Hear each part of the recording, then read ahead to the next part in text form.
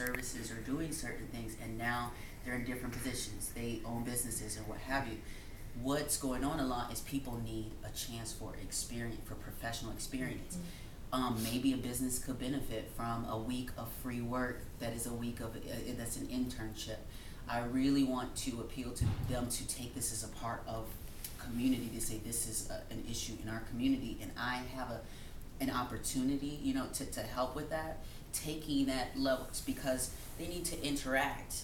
There's this one part of feeling great and being with your community and other people who are professional and whatnot, and then there's this integration piece into the professional setting.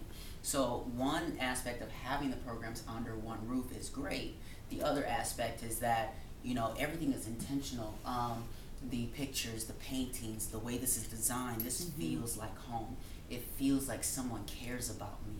When, as a trans person coming into a space, I think the next part we have to do really is with collaborating with our partners who may have more professional spaces. We're working with like Wells Fargo. We're talking with who wants to throw some things at us, and I just did our 3-week job readiness workshop at General Halstead, in conference rooms with flat screen TVs on the wall and a computer lab. These are things that when we're talking about work and professionalism, it gives them a different feel when you walk into a place. I feel like there's possibilities, versus so we have to be very intentional about the space that we're providing the services in. It's a great thing to want all things all in one, but let's say just as off the top, like doing in professional development in our lower level, if it looks like or feels like a basement or what have you, that's what the feeling is. You know what I mean? Yes, it's our space, but we want to reach out to those opportunities so they like, oh, I was in an office. I was in this big conference room, or I know for myself what that, it's been so long ago, but I know for myself what that felt like when I first had my first taste of being in professional spaces and thinking of new possibilities of what I could do. So a lot of what we're doing is reframing people's sort of outlook. So when I saw my office at HUD when I got my job a year ago, I thought, shit, that must be very important because this is a very nice office. Yeah, what I mean? Exactly. Yeah. I'm curious just to know a bit about the ways in which both nationally and locally, I think that we are at a moment in time when some of the lesbian and gay rights issues have arrived, but how does that feel from the perspective of the trans community in terms of whether it feels like that is like your lesbian and gay brothers and sisters are helping or not understanding? Where are we at in terms of how we're working together? It's still at a place where we feel like we're at the bottom of the totem pole. What I've seen happen in the past couple of years has been remarkable in the trans community, because the trans community has said, you know what, we're not waiting anymore. We're going to start creating programs. We're going to start doing things, owning our own stories, not allowing media and other people to appropriate our stories just to, bring light onto their programs and stuff like that. So it's and you still see places where you have like LGBT. So you have issues where the LGBT, because we have experienced discrimination in certain things as a community, I think a lot of us have this default position of we've been oppressed and we've been whatever, so we kind of understand the whole big picture when that's not actually the case.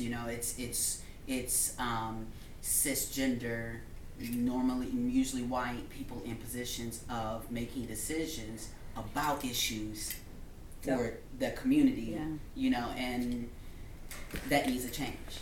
But it sounds like you also feel the change happening.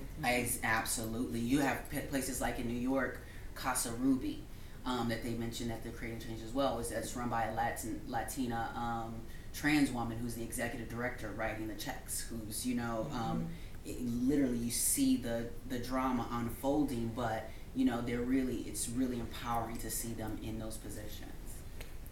Even in so we started working on this really in 2010, started and bringing it up to our traditional donor base of mostly gay men. It was very, and now then, we just had a burlesque event and I talked about it at that, and it was the only thing that got applause. So just seeing how fast I think the rest of the rainbow is becoming trans sensitive, I think is really encouraging. I mean, here's from New York Times today, the growing trans presence in pop culture, you know? I mean, we see stuff in the news all the time. So yeah, I think But it is and shifting and it's changing. really that's really come from a very grassroots effort, though. I mean, it doesn't seem, but it really has. Like Janet Mock and her hashtag Girls Like Us.